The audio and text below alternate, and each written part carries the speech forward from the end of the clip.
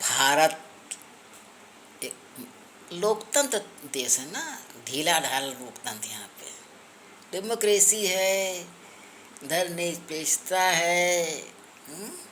यही भारत है ना। भारत में स्थिति ये है का एक स्टेट पश्चिम बंगाल भारत में ही तो है।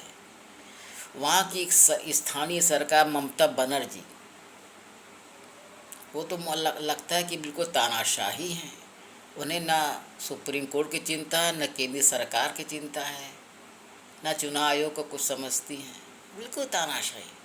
ऐसी महिला बहुत कम होती है। एसआईआर का असली परीक्षा पश्चिम बंगाल में होगा।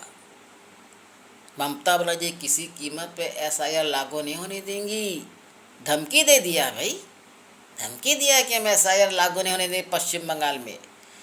ऐसी स्थिति में केंद्रीय सरकार, चुनाव आयोग और सुप्रीम कोर्ट तीनों को गहन विचार करके एसआईआर लागू कराना होगा पश्चिम बंगाल में। चाहे पश्चिम बंगाल की सरकार को बर्खास्त क्यों न करना पड़े, राष्ट्रपति शासन लगाना पड़े, या एसआईआर के समय जब वहाँ एसआईआर शुरू हो तो वहाँ पे आर्मी लगा देना चाहिए। आर्मी के बिना वहाँ एसआईआर होना संभव नहीं है। ये ममता बनर्जी ने जो विदेशी मुसलमानों को जो चारा दे के रखे हैं ना, उनको खिलाया पिलाया है ना, वो कब काम आएंगे ममता बनर्जी का है।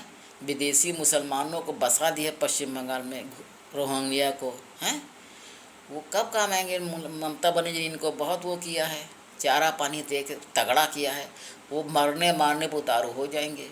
इसलिए राष्ट्रपति शासन लागू किया जाए पश्चिम बंगाल में। एसआईआर लागू करना है तो केंद्रीय सरकार राष्ट्रपति शासन लागू करे, और चुनाव आयोग और सुप्रीम कोर्ट, तो केंद्रीय सरकार तीनों मिल करके एसआईआर को लागू किया। वरना संभव नहीं है एसआईआर लागू होना। चाहे सेना बुलाना पड़े, सेना के जरिए एसआईआर लागू होना चाहिए। ममता बनर्जी पूरी तरह देशद्रोही हो चुकी हैं।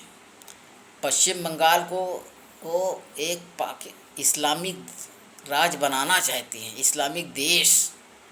इससे होशियार होने की ज़रूरत है, बहुत ज़रूरत है कि ममता बनर्जी की सरकार को इस तरह बर्खास्त किया जाए।